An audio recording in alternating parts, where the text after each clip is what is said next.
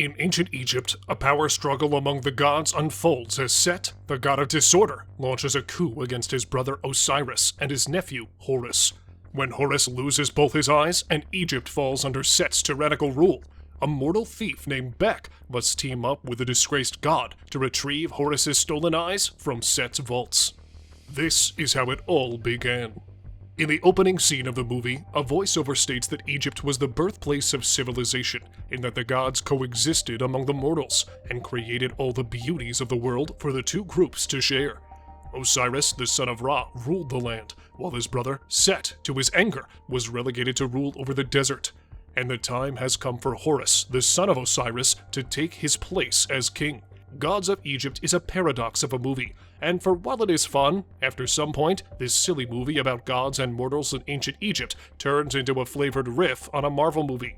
A mortal young man named Bek steals a dress from a shop to give to Zaya, his beloved, as they are attending a coronation event later the same day. We see Horus passed out from drinking the other night, with the scene itself introducing his beloved woman Hathor, the goddess of love. The time for the coronation has come. Bek and Zaya are attending, as Osiris and his wife Isis bring their son forward to pass the leadership to him. Gerard Butler portrays the role of Set, the god of disorder, who arrives at the last minute with a gift for Horus, a battle horn. Horus blows into it, summoning Set's army to the front. Turns out, Set is staging a coup against his brother and nephew. He demands Osiris to battle him, but he refuses. Set stabs Osiris in the abdomen, leaving him to bleed gold and die. Enraged, Horus transforms into his winged god form, while Set morphs into his dog-like form. They battle in front of everyone, but Set gains the upper hand and is ready to smash that like and subscribe button. To kill Horus, until Hathor kneels before him so that Horus may be spared. Set orders all the gods and mortals to kneel before him, and he plucks out both of Horus's all-seeing eyes. A year has passed since the big event, and Egypt is under Set's rule, and those who do not follow his rule are either left for dead or thrown into slavery, much like Zaya. Bek secretly visits Zaya while her cruel master Urshu is not paying attention and is doing business with Set, which is building monuments in his honor. Zaya then says that Horus is the only one who can save all of them, but he needs his eyes, which are kept locked away in Set's vaults. Bek manages to get into one of the vaults and only manages to find one eye, which is enough to help him escape the scorpions below. Bek returns to where Zaya is and uses the eye to save her. However, before they can escape, Zaya is shot by an arrow fired by Urshu and unfortunately dies. Bek arrives at Horus's house and asks the disgraced god to help him, who, on the other hand, does not want to help until Bek shows one of his eyes, and after a short duel, they agree that Bek will give him the eye if he brings Zaya back to life, and even though knowing it to be impossible, Horus agrees on the deal and summons Anubis, the one to guide Zaya through the afterlife until Bek saves her, but not after she reaches the final gate.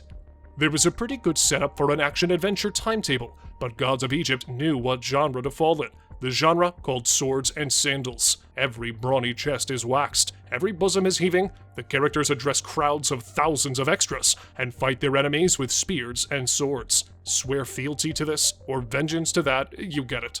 Set learns that his vault was broken into, and travels to Horus's house, where he does not find him, but finds Zaya's body under the floor, and knows what comes next, and goes to the home of another god, Nephthys, a wife of Horus, whom wings get cut off by Set. Horus brings Bek to the top of the pyramid and starts praying to his grandfather Ra. Bek's prayers are answered, and Ra enables Horus to morph into his god form to fly up to Ra's home near the sun together with Bek. Horus is allowed to take special water from the Nile to hydrate the deserts and take away Set's power. Hathor, who has been kept as a slave, rebels against Set, takes her bracelet that guards from evil spirits, and she takes off, which puts her into the world of evil spirits until she puts it back on and is transported far from Set. Horus and Bek are then chased through the desert by Astarte and Atat, one of Set's hunters. Horus manages to trap Atat on her serpent, and it rides off a cliff, and then Hathor arrives and sets Astarte's serpent on fire, killing itself and Astarte. The three then continue forward, and in order to get the other eye from a vault, they must pass a riddle of the Sphinx. Hathor commands Bek to get her water, but because his heart belongs to another, her powers do not work on him. Bek tells Hathor about Zaya, who then contacts her beyond the world to let her know that Beck is trying to rescue her. Thoth, the god of wisdom, joins the three to help with the riddle, and after 2 incorrect guesses, Thoth starts to think like a mortal and manages to say the right answer. Set travels to Ra's home and impales Ra, setting Apep free to tear through Egypt. The heroes find the eye and are met by Set himself, who tells Beck that Horus's promise will never happen. Hathor gives Beck the bracelet to bring back Zaya, as she might have something useful to offer before entering the afterlife.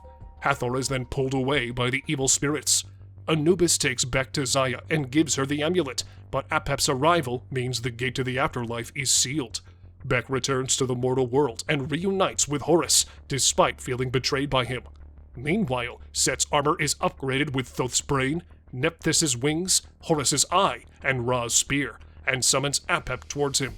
Horus morphs into his falcon form and fights Set on top of the pyramid, while Beck is cornered by Urshu, with the former managing to push Urshu over the edge to his death.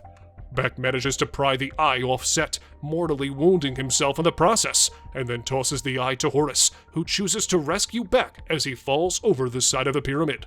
Horus manages to get Beck to safety and flies up to fight Set, eventually weakening him and impaling him with Ra's spear, destroying him for good. Then Horus flies back to Ra's home, gives his spear back, and in that way, he manages to bring back Ra, who then will be able to take Apep away once again. A little girl gives Horus the eye, and he is praised by all the villagers for freeing them. Moments before Beck dies, Horus goes to him and brings his body back to where Zaya's is. Ra appears afterward, thanks Horus for helping him, and that he is in his debt. Horus wants what cannot be given. Ra knows what it means, and uses his power to bring Beck and Zaya back to life. The two kiss, and Horus is properly made king to rule over Egypt, while Thoth and Nephthys are also brought back to life. In the closing moments of the movie, Horus takes Hathor's bracelet and decides to go rescue her, leaving Beck, now his advisor, to make sure that Egypt is left in good hands. Gods of Egypt has a vision, although askew. There are chariots drawn by winged beetles and flocks of birds, an Indiana Jones treasure trove with booby traps, as well as a bracelet that repels many different demons.